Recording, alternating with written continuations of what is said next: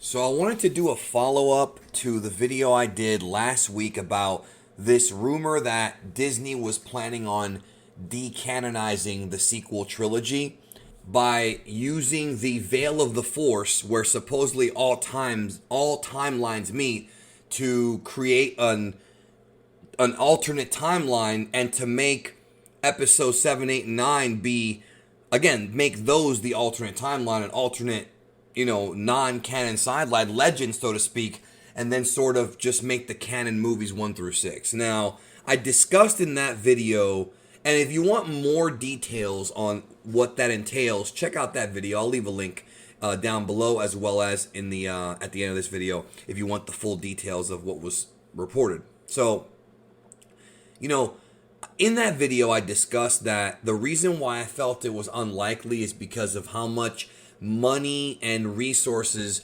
Disney has put into these movies, because of the fact that there are so many people who worked on these films that are going to feel like the work that they've done has been for nothing, that they, and I don't mean the actors, I mean like the crew, like it's going to make them feel a certain type of way.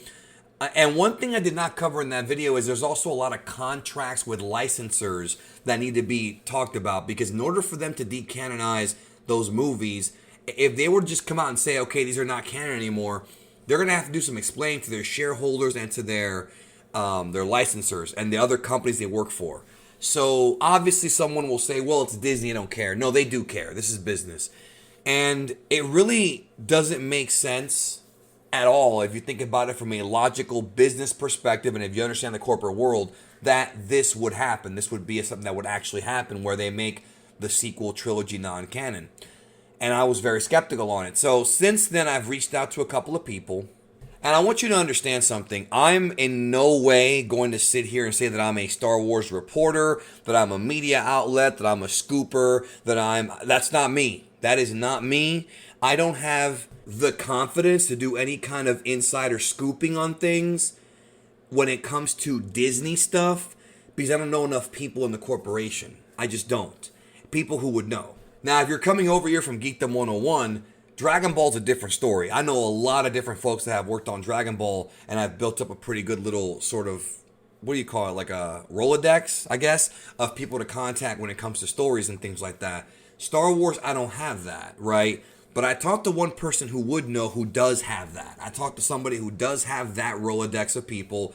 Not going to say who. If that's a problem, too bad. But I asked them, and somebody else who does work out in Hollywood, not on Star Wars, but who knows by going to parties and things like that, kind of knows some of the producers and things like that. And I just kind of inquired, not to make this video. The thing about these people I'm talking about is I don't like reaching out to them for stuff like this, because they're actually my friends and nothing more. I'm not, talking to them about business. I'm not trying to use their scoops or any of that stuff. I never reach out to them about things like this.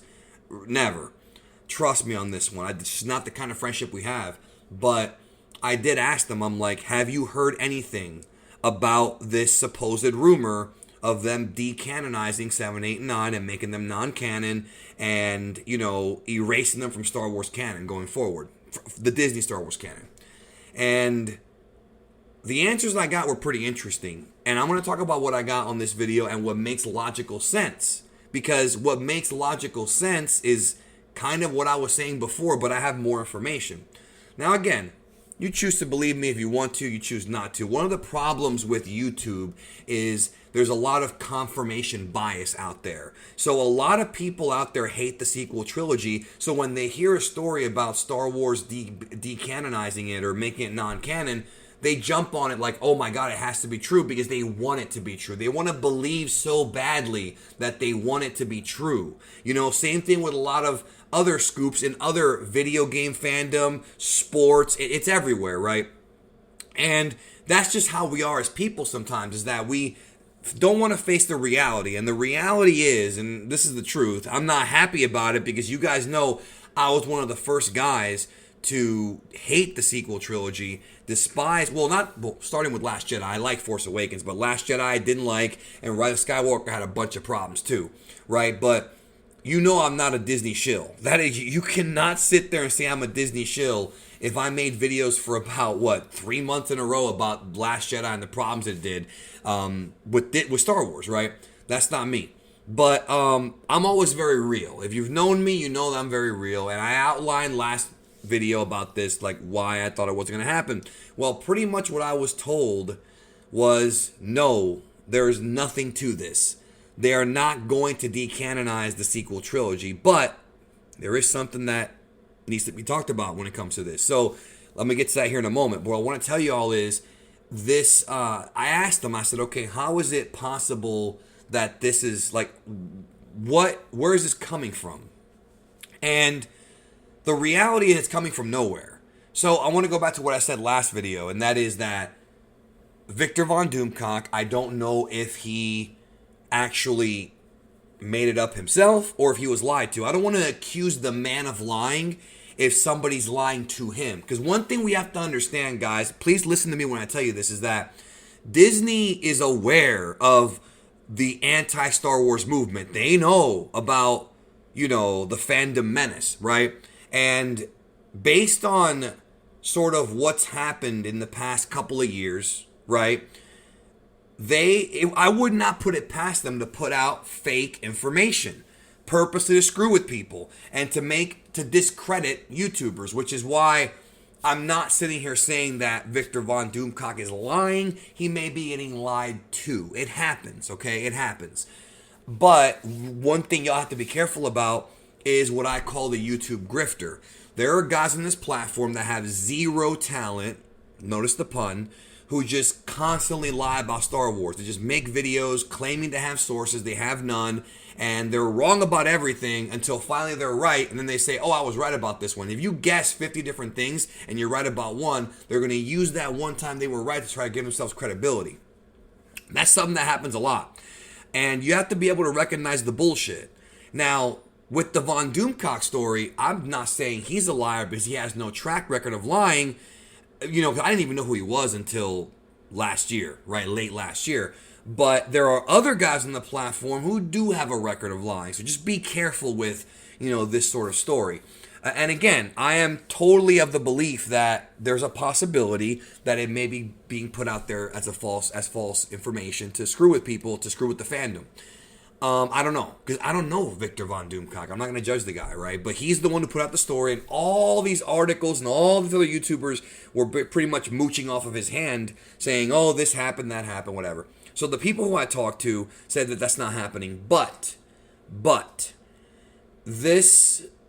the word creative turnover was used. That's the word that was used, creative turnover. I'm literally going to quote what I was told, creative turnover. Obviously, we're talking about Kennedy. So this rumor of Kathy Kennedy leaving Lucasfilm in 2021 was not started by Victor Von Doomcock.